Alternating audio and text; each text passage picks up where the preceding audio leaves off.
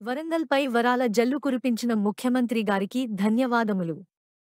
Doctor Perumandla Ramakrishna Hanamkonda జిల్లా హనుమకొండలో ఇందిరా గాంధీ గారి జయంతి సందర్భంగా ఇందిరా మహిళ శక్తి మరియు ప్రజాపాలన విజయోత్సవ సభకు విచ్చేసిన ముఖ్య అతిథి ముఖ్యమంత్రివర్యులు యనుమల రేవంత్ రెడ్డి గారు.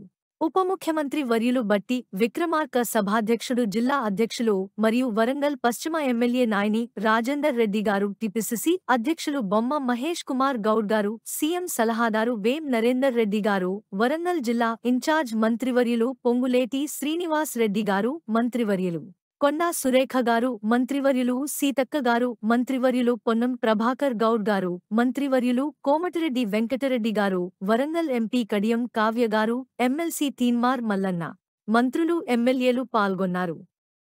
హనుమకొండ జిల్లా SC department chairman doctor Perumandla Ramakrishna గారు డప్పు జ్ఞాపిక మరియు గజమాలతో ముఖ్యమంత్రి గారిని సన్మానించారు. అనంతరం డాక్టర్ రామకృష్ణ మాట్లాడుతూ